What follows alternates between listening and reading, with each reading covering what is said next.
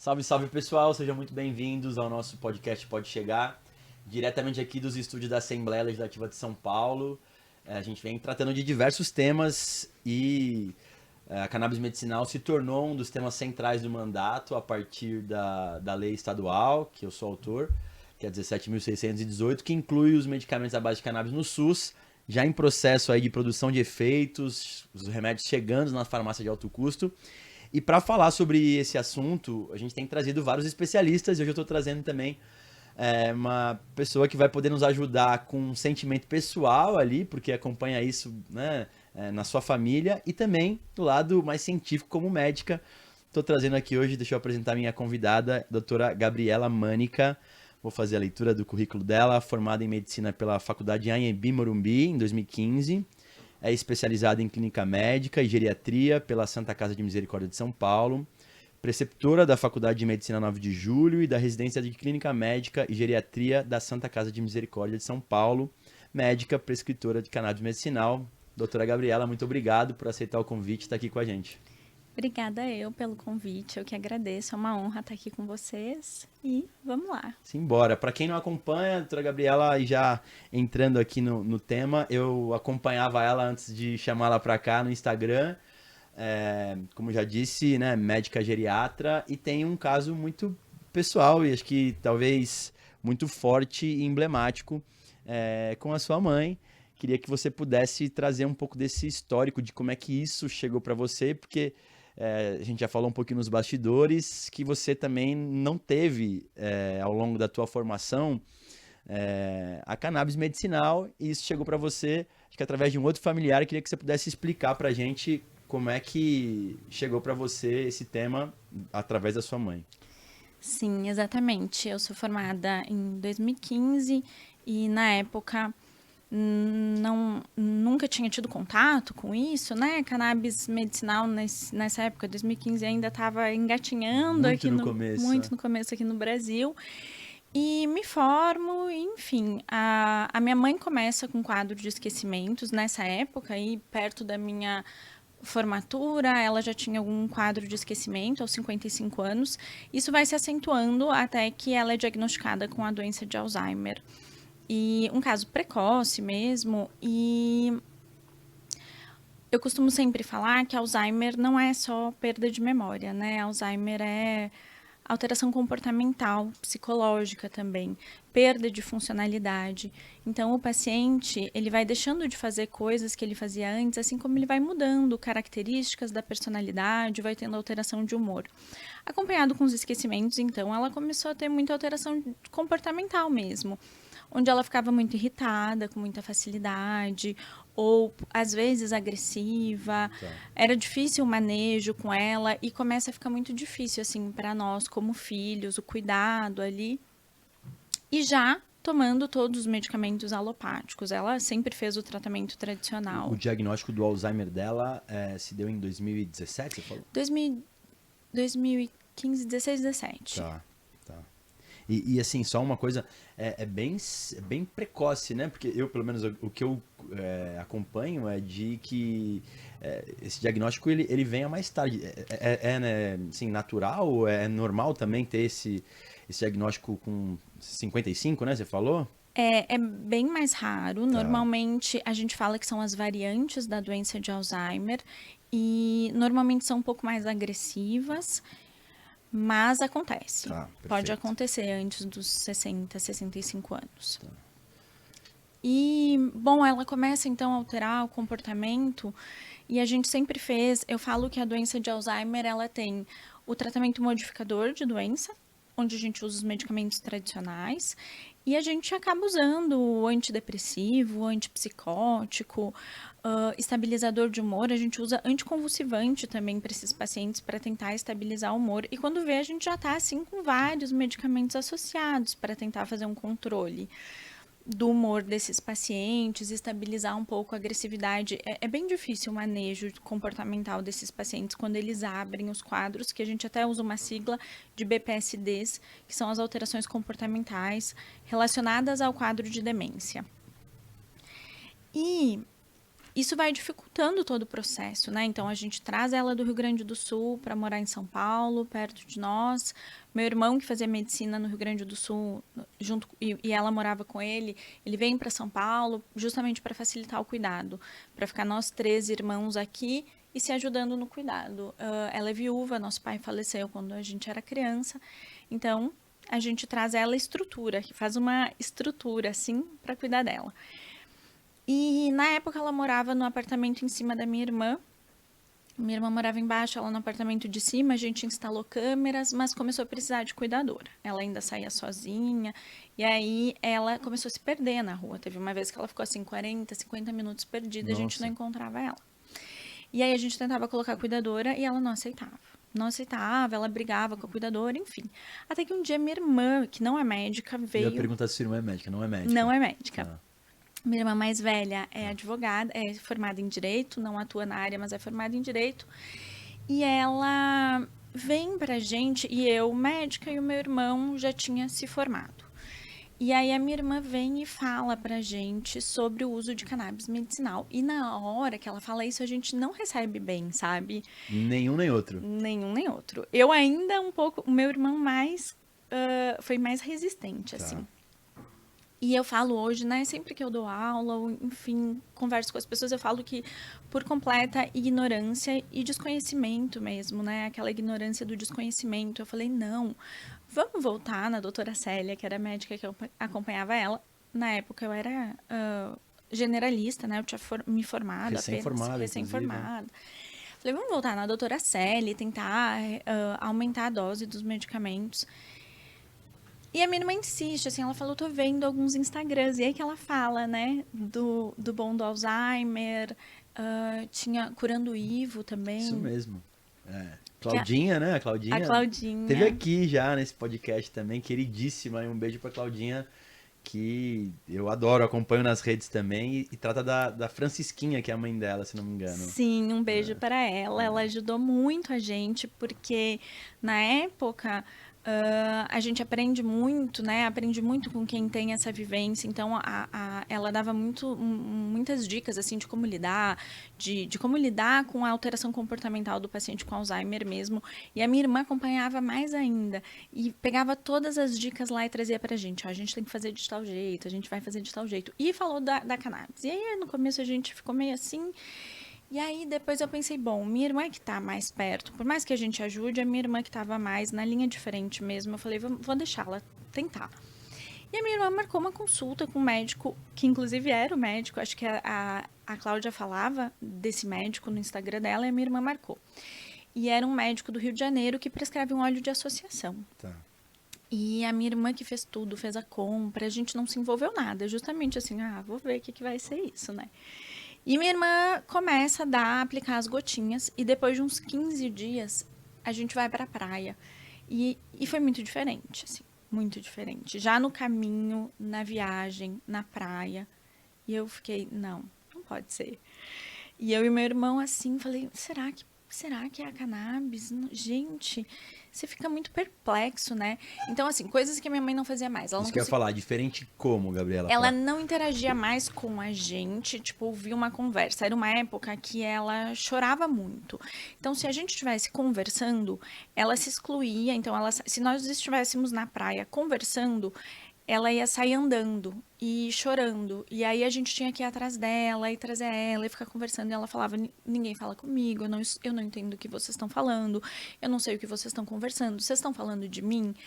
E aí, sempre um filho fica alerta, sabe? A gente sempre fica ali olhando. E nesse dia, teve um minuto, assim, que eu distraí, que tava todo mundo conversando, e eu olhei pra ela tava com um sorrisinho no rosto, assim. E aí eu fui assustada, já pensando, meu Deus, esqueci dela, ela vai estar chorando. E aí eu falei, mãe, tudo bem? E ela falou, muito tranquila, assim. Eu falei, e aí, o que você tá fazendo? Tô escutando as conversas de vocês. E eu, assim, não é possível. E eu falei, Priscila é minha irmã mais velha. Eu falei, eu preciso entender o que tá acontecendo, né? Então eu falei, não, vamos ver se não é uma coincidência. Aí continuou fazendo ajuste de dose, e aquilo foi sendo Cada vez melhor. Cada vez melhor, assim. Comecei a observar alguma melhora cognitiva. Então, eu lembro que eu já tinha bastante dificuldade com quando a gente ia em restaurante para ela comer com garfo e faca. Então, eu precisava pedir vários guardanapos extras, colocar nela. E eu fui num restaurante com ela, ela já comendo melhor, assim, um desempenho melhor no garfo e faca. Falei, teve um ganho cognitivo. Eu preciso admitir que Não teve. dava para negar mais que era cannabis. E Que aí, legal. eu começo assim, falar disso, né? Falar para as pessoas, estudar e estudar cada vez mais sobre o tema. E aí aquilo vai ficando muito significativo na nossa vida, Evidente assim, ali a mudança. muito evidente. E aí que eu me aprofundo nesse tema e que eu quero entender, né? E aí você se depara com um mundo que é completamente desconhecido. E aí eu vou atrás disso, assim, para E daí pra entender melhor. frente foi só você se aprofundando, se especializando e hoje, inclusive, prescrevendo para, enfim, não só acho que para Alzheimer, mas também para outras condições, a cannabis. É isso? Isso, E exatamente. na Santa Casa você também faz esse tipo de tratamento? A Santa Casa aqui de São Paulo, que é uma referência aí para tantas patologias, a Santa Casa também te dá liberdade para essa prescrição? Eu nunca prescrevi lá. Tá. Como que funciona? Então, assim, essa minha fase de estudo, né? Eu me deparo com o sistema endocannabinoide. Então, primeiro através de podcasts, depois eu começo a ler livros e artigos. Aí eu faço um curso. Faço 2 cursos aqui no Brasil. Um é muito bom, que é da USP, então eu queria muito algo científico, né? Eu queria comprovação e evidência científica. E a USP tem um curso. Primeiro eu fiz um da Unifesp, que é um que é para todas as especialidades, e depois eu faço esse da USP. E aí realmente eu vejo assim, neurologistas da USP falando sobre sistema endocannabinoide. Quando você ainda tem algum receio, algum preconceito, você vê grandes mestres e uma faculdade tão renomada falando sobre o tema. Então é um curso que chama medicina canabinoide baseada em evidências científicas. E para mim aquele foi um divisor de águas, assim. E todas as pessoas que me procuram hoje no Instagram e falam que curso eu faço, por onde eu começo? Você fala desse. Eu falo desse. Lá eles não te ensinam a prescrever. Você sai sem saber prescrever, mas você sai entendendo o sistema endocannabinoide através de comprovação científica. Então você se depara com estudos e você se depara com grandes nomes da neurologia e de outras áreas falando sobre isso. E aí, depois desse curso, eu falei, pronto, agora eu preciso de um curso que me ensine realmente a prescrever. Aí eu faço um curso. Caramba. Aí um outro curso aqui no Brasil. E depois disso ainda fiz uma certificação internacional, que é californiana pela Green Flower. Nesse meio tempo, depois do curso da USP, aprendendo a prescrever já através de cursos aqui nacionais, a gente ainda sente muita insegurança, né?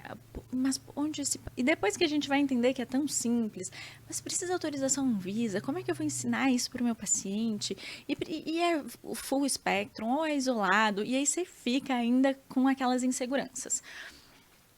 E o que acontece? A minha irmã, de novo, história familiar. Pois é, né? tô gostando da tua irmã e é colega ainda formada em Direito, então deixar um abraço pra ela aí, dar os parabéns também, disruptiva, né? Um abraço, Pri, ela é maravilhosa. Ela sempre teve enxaqueca, Tá. desde novinha, assim, um quadro de enxaqueca bem importante. Já tinha feito inúmeros tratamentos, inclusive eu acompanhava ela na busca, assim, de neurologistas de referência no Brasil todo. Então, todos os tratamentos que existem para enxaqueca, ela já tinha feito. Tratamentos muito modernos. E numa das últimas crises dela, que foi em 2022, ela estava com muito difícil controle, assim, da crise. Ela ficou internada recebendo um medicamento super inovador aqui. É difícil a gente ver pacientes com enxaqueca fazendo infusão de ketamina. Ela fica 1 semana internada na Beneficência Portuguesa, recebendo infusão de ketamina por conta da crise álgica dela que não era resolvida. E eu falei, eu vou te prescrever. Eu vou te prescrever cannabis. E aí eu prescrevo para ela e ela começa o uso e controla, assim, muito o quadro de enxaqueca dela até hoje, assim, tá super controlado. E aí, mais uma vez, eu vejo, assim, já há bastante tempo estudando, nisso eu já tinha feito toda a clínica médica na geriatria, já sempre, né, falando de cannabis, conversando com as pessoas, Já entendendo. estava prescrevendo na geriatria cannabis também? Não. Ainda não. Eu faço 2 anos de clínica, eu entro na geriatria, Tá. que são 4 anos, né? 2 anos de clínica, esse tempo estudando cannabis, e entro na geriatria 2022 e 2023. E aí prescrevo para minha irmã. E aí vejo o benefício nela e vejo que foi super simples o processo da Anvisa, chegou super rápido. E aí a terceira paciente sou eu mesma. Ah, sim. Eu ia falar que você também faz uso da cannabis para si própria. No seu caso é Também, ansiedade? ansiedade. Tá. Ansiedade. E aí eu começo a tratar minha irmã, já estava estudando muito para ansiedade, fazia tratamento já com medicamento alopático para ansiedade. A residência de clínica médica na Santa Casa é extremamente assim cansativa, Imagino. é desgastante, você dá tudo de você lá, é maravilhoso, mas a gente dá tudo da gente lá e às vezes a gente precisa recorrer a alguma ajuda psicológica. Sim. E eu fazia então tratamento com medicamento. Falei, isso pode servir para mim também. E nessa época, quando eu começo a tratar a ansiedade, foi muito assim. Quando eu acerto a dose, eu fiquei uns 20 dias usando, 20, 25, 30 dias, sem notar nenhuma diferença. Eu falei, é efeito placebo que as outras pessoas estão tendo, não é possível. Eu já tô aqui usando há 30 dias e não tá fazendo efeito. Até que um dia eu acerto a minha dose, assim. E esse dia ficou muito marcado para mim, onde eu notei que foi um dia diferente. Até na enfermaria, a gente fica com muitos pacientes numa enfermaria, parecia que era tudo mais claro, assim, na minha frente, sabe? Cada paciente, o caso de cada um. Você sente ansiedade, você para de antecipar os problemas, então eu conseguia estar ali, presente, no momento presente, fazendo o que eu tinha que fazer ali. Eu lembro que esse dia foi bem marcante para mim. Eu falei, acertei minha dose e isso trata a minha ansiedade. E a partir dali, eu comecei a usar cannabis, então eu uso há 2 anos. E eu tenho um histórico, de novo, nossa família tem bastante histórico de. Eu tive câncer aos 18 anos. Caramba. Tive câncer de tireoide com metástase para linfonodos. E a gente já tinha tido uma grande perda na nossa família, que era meu pai. Meu pai faleceu Tá. aos 34 anos de um câncer de sistema nervoso central. E minha mãe ficou com nós três. Então, minha irmã tinha 8 anos, eu tinha 4. Ela estava grávida do meu irmão. E ela teve bastante depressão ao longo da vida. Também eu acho que isso pode ter sido um dos fatores de risco para o desenvolvimento do Alzheimer precoce dela. E aí, com 17 para 18 anos, eu descubro um câncer de tireoide. E eu não queria ver minha mãe sofrendo, então eu fui muito forte, extremamente forte. Eu lembro dessa minha fase aí de 2 anos, 2 anos e meio, que eu estava passando pelo tratamento. Eu queria fazer medicina. A gente não tinha condições financeiras para uma faculdade, minha mãe ficou só com a pensão do meu pai, eu queria fazer medicina e eu continuo estudando. E eu lembro assim, eu olho para trás hoje e falo, gente, eu tinha 17, 18 anos.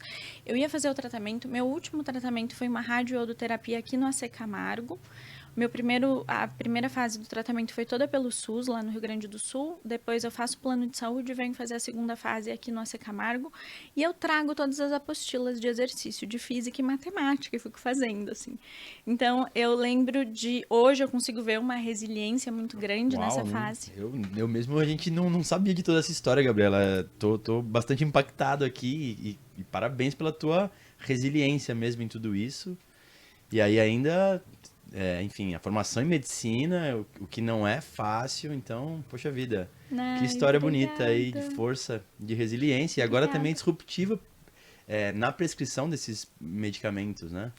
E o que acontece nessa fase da minha vida, eu fui muito resiliente, mas depois de um tempo veio uma psoríase. Psoríase é uma doença autoimune, onde o seu corpo entende a sua pele como um corpo estranho e começa a produzir anticorpos contra a pele. Então, logo depois de passar por todo esse processo, eu passo em medicina, começo a faculdade, vem uma lesão bem extensa no meu couro cabeludo. E essa lesão, ela pegava todo o meu couro cabeludo, e dependendo do meu grau de ansiedade, ela pegava toda a minha orelha. E eu tinha muito medo que viesse para o meu rosto. A psoríase pacientes que têm Sim. ela De mais pele, extensa. assim, né? Eu sei. Então eu tinha medo que ela estendesse por todo o meu corpo. E eu, assim, isso começou aos meus 18 anos. Eu tava com 31 quando eu começo a tratar, 31, 32, quando eu começo a usar cannabis. Então eu já tinha feito todos os tratamentos. Depois que eu entrei na medicina, conheci vários dermatologistas, fiz inúmeros tratamentos e nunca consegui controlar a minha psoríase.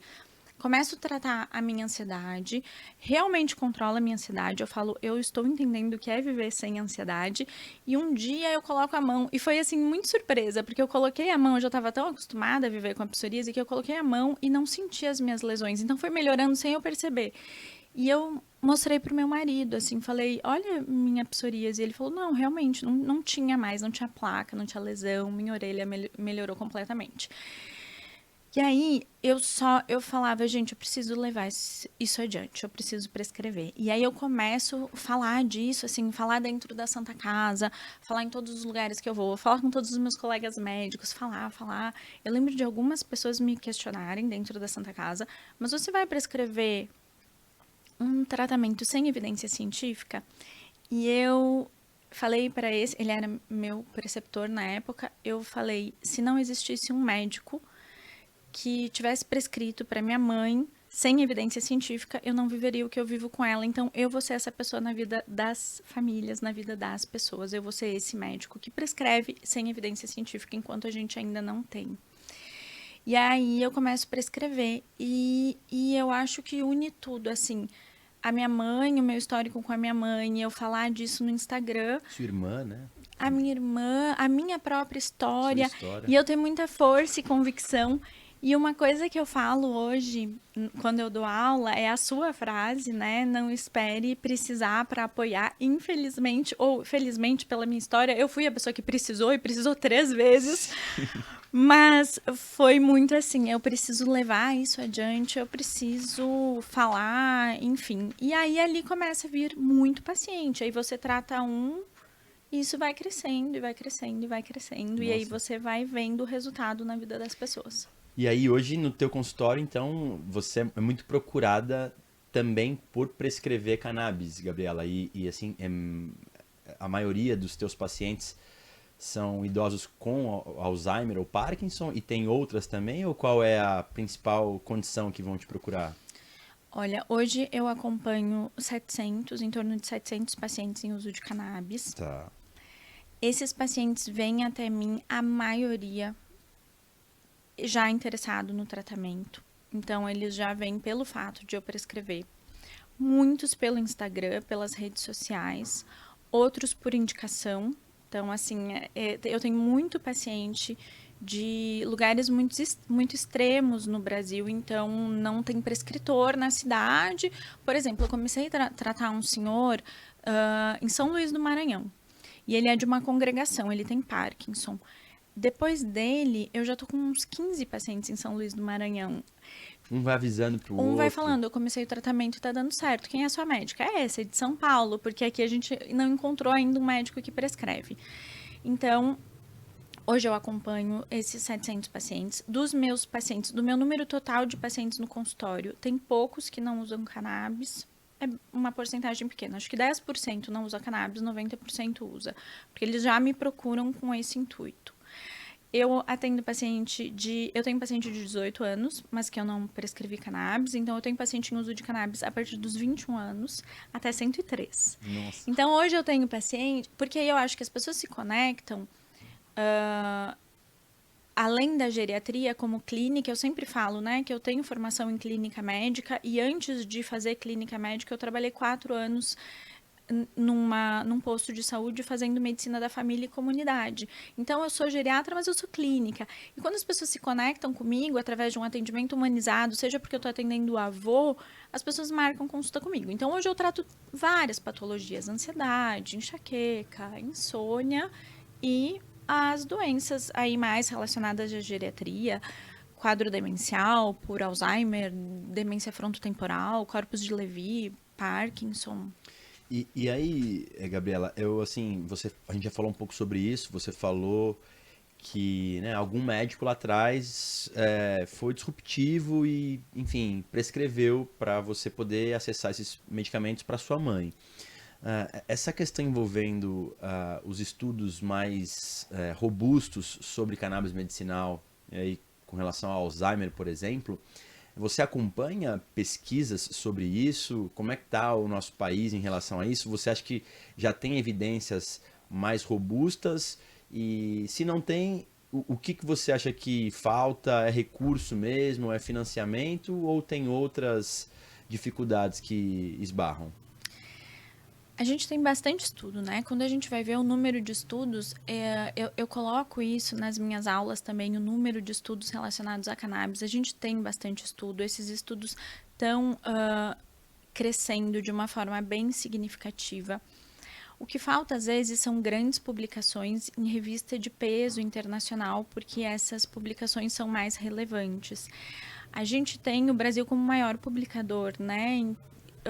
Na área de cannabis. A USP Ribeirão Preto, ali com o grupo do Dr. Carline, do CRIPA, do Zuardi, é um grande grupo com inúmeras pesquisas e pesquisas de muito impacto mesmo. Inclusive, eles têm um estudo de ansiedade que foi publicado no JAMA, que é um jornal muito importante, de muita relevância. Então, eu costumo usar esse estudo, que foi um estudo feito em profissionais da área da saúde que trabalhavam numa UTI, linha de frente de Covid, lá na USP Ribeirão Preto, durante a pandemia.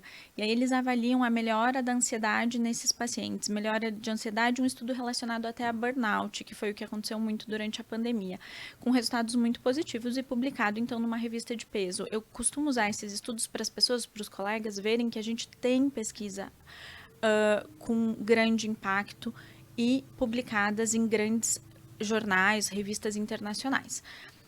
Então, a gente tem muito estudo para Alzheimer, para demências de forma geral. A gente tem uma revisão sistemática, então, a revisão sistemática é o topo da pirâmide de pesquisa. A gente tem uma revisão sistemática feita pela psiquiatria da USP, que ele reúne vários estudos, encontra mais de 700 estudos relacionados a Alzheimer e uso de cannabis. No final, eles ficam com 15 estudos, e desses 15 estudos, no fim, eles fazem uma análise desses estudos e eles veem que realmente a cannabis ajuda muito nas alterações comportamentais e psicológicas. Então, quando eu prescrevo, é baseado nisso, nesses estudos que a gente tem, nessas revisões sistemáticas. Esse estudo, ele mostra, então, um grande impacto positivo para tratar alteração comportamental, que são alucinação, agressividade, irritabilidade, ansiedade, distúrbio do sono, comportamento sexual inapropriado. Inclusive, tem muitos pacientes com demência que desenvolvem isso. É extremamente difícil para a família lidar, é extremamente constrangedor o paciente com comportamento sexual inapropriado, e a cannabis teve um efeito positivo. Mas o que acontece? Você tem estudos com variação de dose muito grande, com isolado, sem THC, THC ou 1:1. E aí o que é muito batido na tecla nos grandes congressos de outras áreas, então o que foi falado no congresso de geriatria desse ano, é que não tem estudo padronizado. Eles até aceitam hoje que a gente tem pesquisa, mas que a gente não tem pesquisa padronizada. Só que o que acontece? Nesse curso da Green Flower foi bem interessante também, eles falando da perspectiva para o futuro nos Estados Unidos, e ainda nos Estados Unidos é mais difícil ter pesquisa relevante do que no Brasil, porque aqui a gente tem cannabis como medicamento, né? Então, a gente consegue fazer mais estudo, e eu acho que a gente vai conseguir fazer estudo muito bom. Mas o que a gente precisa entender é que o sistema endocannabinoide é único, e que cada pessoa responde a uma dose. Então, se hoje eu pudesse falar, eu ia falar, eu tenho esse número, desses meus 700 pacientes, provável que uns 150 seja demência, seja Alzheimer. Provavelmente nenhum vai estar com a mesma dose e com a mesma formulação de óleo. Então, assim, tem um que está com isolado, tem um que está com broad spectrum, tem um que está com full, tem um que está com THC. Então, são várias formulações. É preciso encontrar uma forma da gente fazer esses estudos com variabilidade de dose, em que eu consiga, assim, então eu vou padronizar um estudo que eu vou usar cannabis de 20 miligramas a 150, que eu posso lançar a mão do THC se for necessário, e que no final eu faço uma análise desses dados. Perfeito. A gente, de fato, a gente aqui em São Paulo, Gabriela, já trazendo do ponto de vista aqui legislativo, sobre a lei estadual que inclui no SUS, existe um grupo de trabalho formado basicamente pelas especialidades da medicina e com outros atores da sociedade, Anvisa, as universidades públicas, Assembleia, Tribunal de Justiça, Ministério Público e tal. Mas, de fato, a principal, vamos dizer, a voz principal do ponto de vista médico é a medicina baseada em evidências e que a gente não conseguiu avançar nessa primeira fase para doenças como Alzheimer e Parkinson por falta de estudos randomizados, duplos cegos, sobre esse tema. Você acha que é possível vencer essa narrativa com essa tua vivência diária e também, claro, sem deixar de lado aí os estudos mais robustos, que custam muito caro, mas que por vezes demoram um tempo também a ser preenchido, né? Todos os requisitos. E o tempo pode ser muito doloroso para muita gente, para muita família. Então, não tem sido fácil vencer essa narrativa, mas eu conto com, né, colegas como você para poder convencer o grupo que lá está para a gente poder avançar com outras patologias. Exatamente, porque quando a gente fala, né, de um medicamento ou um label, então em bula, que é o que acontece com a cannabis para epilepsia, a gente está falando de muito tempo, né? E as famílias às vezes não têm esse tempo para perder. Eu não tinha esse tempo para perder com a minha mãe. Eu não tinha. Eu não sei como ela estaria hoje. As pessoas falam, Gabriela, você acha que é a cannabis, que porque ela tá tão bem? As pessoas me perguntam, né? Me procuram. Eu divido um pouco da nossa rotina lá no Instagram, então as pessoas me procuram. Nossa, mas ela tem Alzheimer mesmo? E eu falo, de verdade, hoje ela faz um tratamento muito otimizado, com medicamento e com cannabis, mas de verdade eu não sei como ela estaria e eu não tenho esse tempo a perder.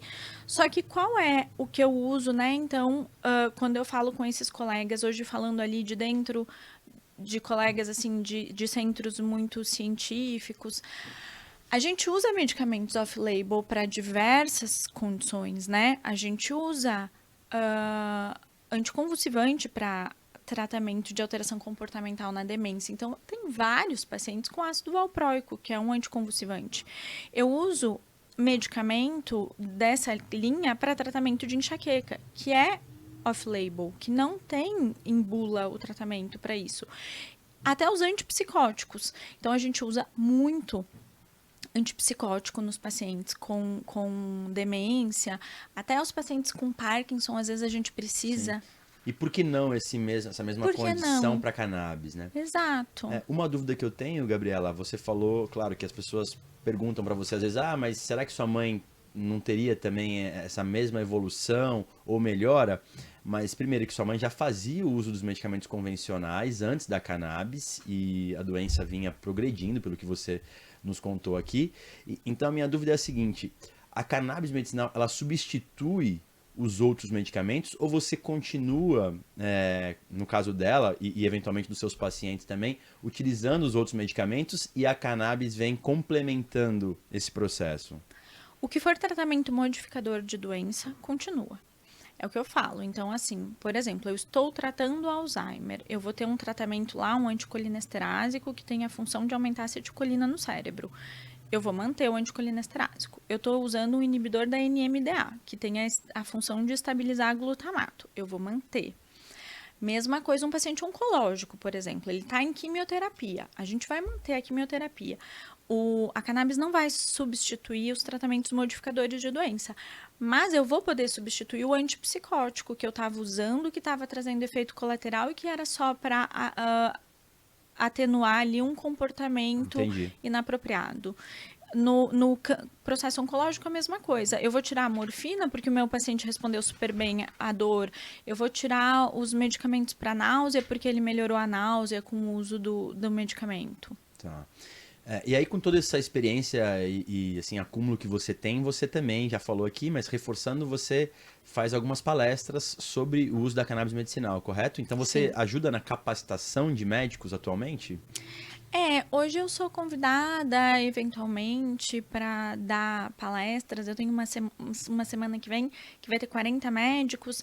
Há umas 2 semanas eu fiz uma que tinha uns 20 médicos e foi bem interessante, porque foram todos meus colegas da Santa Casa. E sobre a Santa Casa, ainda voltando rapidinho naquela pergunta, eu continuo lá. Então, assim, quando eu tinha esse receio, todo esse receio durante toda a minha formação, mas quando eu acabei, eu fui convidada para continuar na Santa Casa. Então, hoje eu sou preceptora lá dos alunos da Faculdade de Medicina da Universidade 9 de Julho, da Uninove, e eu sou preceptora dos residentes da clínica médica e da geriatria da Santa Casa. E eu falo muito para eles de cannabis. Então, eu falo para eles de todos os temas clínicos e geriátricos, mas eu dou aula lá na Santa Casa. Recentemente, eu dei uma aula, era uma sexta-feira que os outros preceptores que já têm grade lá com aula estavam num congresso de geriatria. E eu tava lá, eu falei, eu vou trazer uma aula de cannabis para vocês. E aí, esse dia lotou o auditório, assim. Ai, que legal. E tava todo mundo muito prestando atenção. Você vê que eles querem saber, eles querem entender. Então, eles estavam ali todos muito prestando atenção. E eu dei aula, inclusive foi muito interessante que um dos alunos que mais perguntava, um dos alunos da Uninove que perguntava muito, fazia muitas perguntas, depois ele falou, eu tenho uma pequena associação, tá começando, tá tentando algo nesse sentido, porque a filha dele tem paralisia cerebral, faz uso de cannabis, ele foi fazer medicina por conta disso e está se formando em medicina. Então, você vê mais uma pessoa aí que a história familiar modificou toca isso. demais. Nesse sentido, você percebe, você falou da empolgação, vamos dizer, dos médicos, imagino eu, mais recém-formados, sobre cannabis medicinal. Eu ia falar sobre isso. Tem muita resistência na medicina ainda para o uso da cannabis, ou você já vê uma mudança de comportamento de uma nova safra, não sei se eu posso falar assim, de médicos? Olha, de 2 anos para cá mudou muito. 2 anos atrás tinha bastante. Até quando eu tirava o meu óleo para usar, mesmo numa mesa de médico, tinha um pouco disso. Ah, a cannabis. Ou assim, alguma piadinha, ou alguma resistência. Depois eu vou sentindo que isso vai mudando. E aí, que você tinha me perguntado hoje das aulas que eu dou, lá na Santa Casa eu senti uma diferença. Por quê? Principal, cannabis no SUS. Então isso começa a falar muito. Ah, que bom. Sim. Cannabis no SUS, aí começa alguns cursos ali de certificação.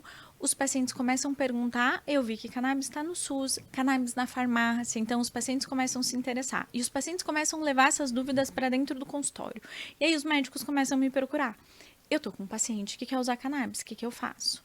Vou te encaminhar. E eu falo, não, você não precisa me encaminhar, você trata.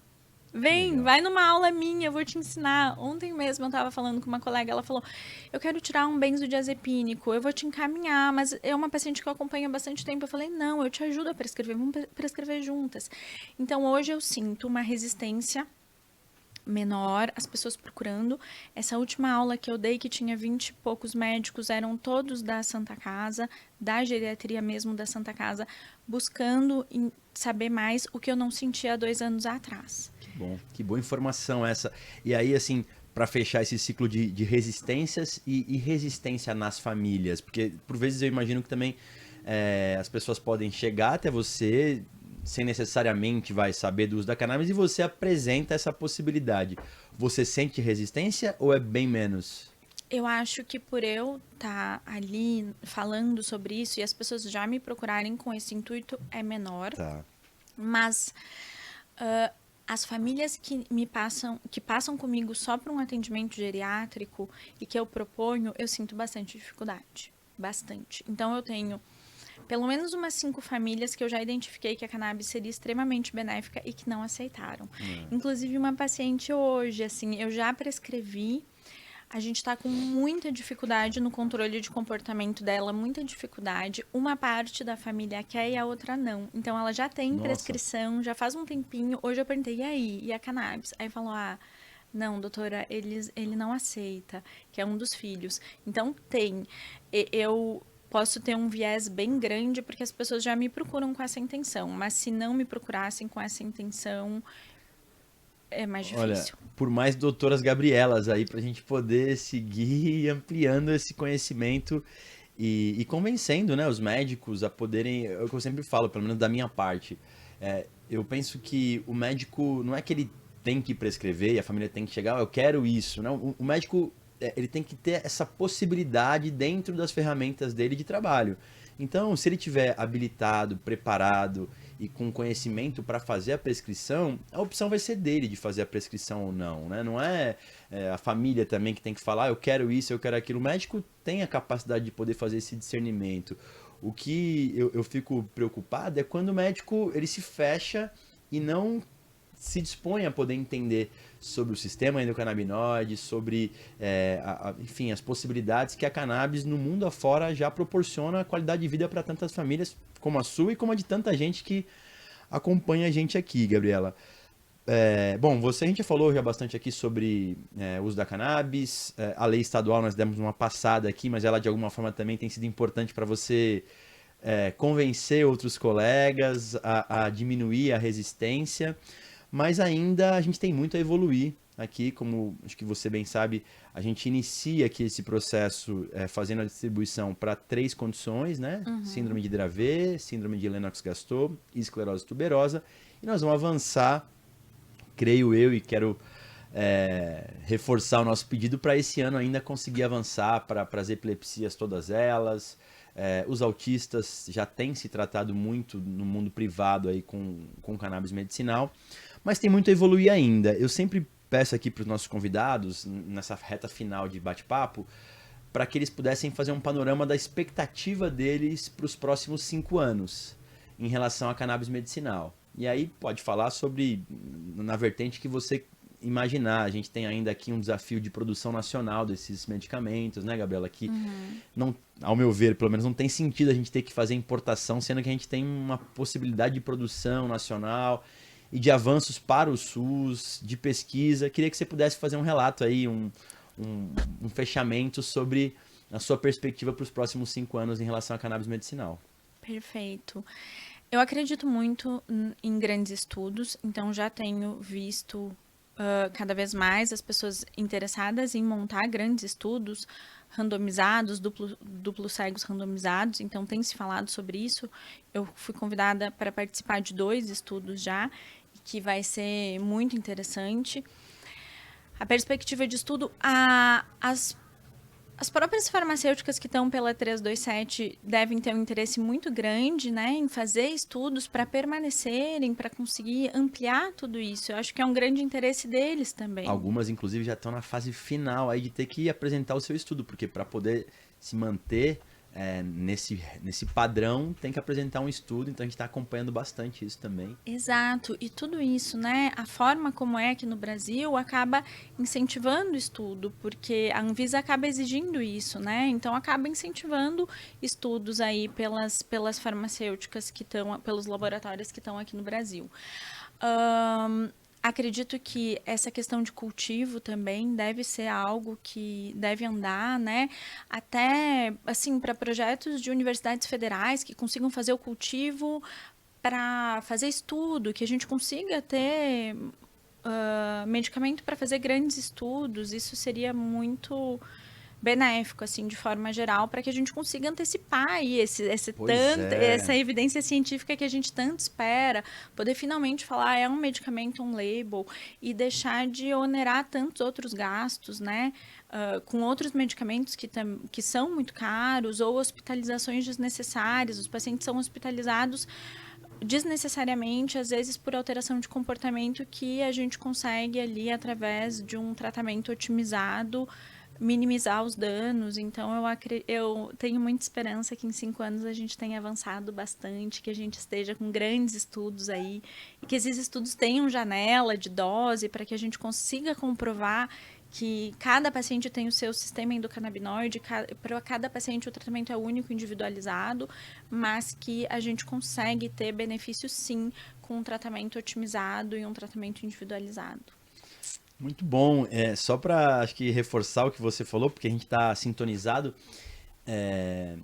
eu tenho aqui protocolado nesse novo mandato, né, porque essa lei de cannabis no SUS é do mandato anterior, que está produzindo os efeitos nesse mandato. Mas nesse novo mandato eu tenho o PL 563, que está tramitando aqui na casa, consegui aprovar a urgência dele, que autoriza as universidades públicas paulistas, por conta de ser, né, em âmbito estadual, a cultivarem e produzirem os medicamentos aqui para o SUS e para a pesquisa. Então, quem sabe a gente não consiga antecipar esses 5 anos aqui com a aprovação desse projeto. Seria, acho que, muito importante. Então fica aqui a mensagem de alguém muito experiente, capacitada para os meus colegas deputados me ajudarem na aprovação desse projeto, que não tem sido fácil aqui na Assembleia, mas eu estou esperançoso que a gente consiga avançar com ele aqui também. Vai ser fantástico, vai ser fantástico. No mais, quero te agradecer mesmo, então, em nome da Assembleia, pela tua presença, parabenizar pela tua história de vida primeiro e também aí pela tua disposição em aprender sobre esse tema, já que as universidades, por si só, acabam não trazendo na grade curricular dos alunos o sistema endocannabinoide, a medicina canábica. Então, a gente fica muito orgulhoso de saber que tem médicos com essa disposição e com essa história de vida mesmo. Muito obrigado mesmo por estar aqui com a gente, compartilhando conhecimento e uma história que, sem dúvida, vai inspirar muita gente.